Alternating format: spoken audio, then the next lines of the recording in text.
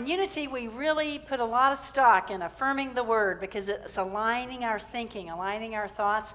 And we don't say these things to make them true. Why do we say them? Because they are true. And we're aligning ourselves with it. So here we go.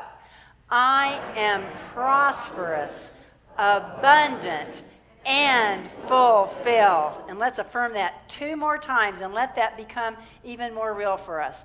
I am prosperous, abundant, and fulfilled. Feel that. Is it true for you? All right, it's getting true. Okay, let's affirm it again. I am prosperous, abundant, and fulfilled. All right, that's true. So, today, again, we're going to be talking about abundance and prosperity. We're going to be talking about the soul of abundance today. And so here's a little story for you. That there was a couple that was getting ready to go on vacation, and they were getting ready to walk out the door. They had on their vacation clothes. They had on their sun hats. They had the cameras. They had their suitcases. They were getting ready to walk out the door and get in the car. And the husband turns to his wife and says, "Surely, honey, there's something that we forgot to worry about."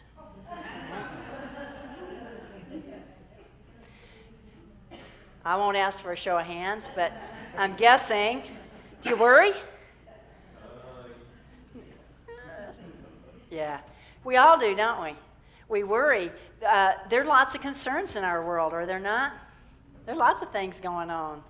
And they're happening out there in the world of appearances or in the material world. There's a lot of things that might be on our mind about our world. There are a lot of things that might be on our mind about our country. There are a lot of things that might be on each of our minds about our own personal lives or our family or our personal neighborhood or our community.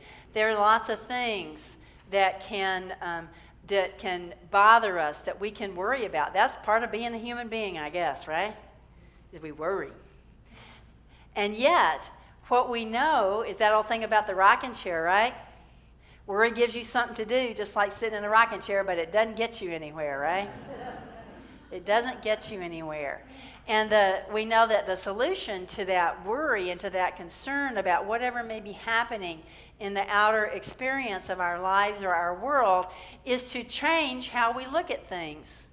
Because if we keep on looking at things at the same level, if we keep on trying to solve the problem at the level of the problem, what do you know? We know that. What's the answer to that one? Does it work?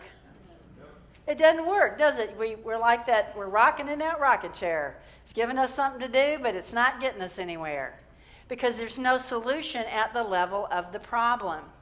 So what we have to do is continue to expand our ability to understand ourselves and our world from the spiritual level of understanding, from the spiritual level of existence, right? And when we do that, it doesn't mean we don't do anything. Sometimes people think, well, okay, if I'm going to be spiritual, then that means that I just read spiritual books and I pray all the time. Well, kinda, but not really, right? It means, yeah, you read spiritual books or things that inspire you. Yes, in a way, you do pray without ceasing. Doesn't mean you sit in your chair and pray without ceasing all the time. But it means pray without ceasing means that we keep a spiritual consciousness, that we grow to that ability that when we're walking around out there doing whatever we're doing, that we're doing it from a spiritual consciousness. That's what it means. And so we take action. Being a spiritual person, we are all spiritual. That's not really the way to put it. But being an aware person, a spiritually awake person, means that the actions that we take are from the level of our spiritual understanding. God is your source.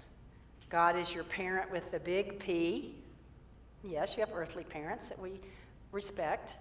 But God is your parent with the big P. God is your source. God got you here.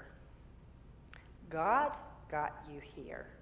And you have a divine purpose. And God has already filled you with everything you need to fulfill that purpose.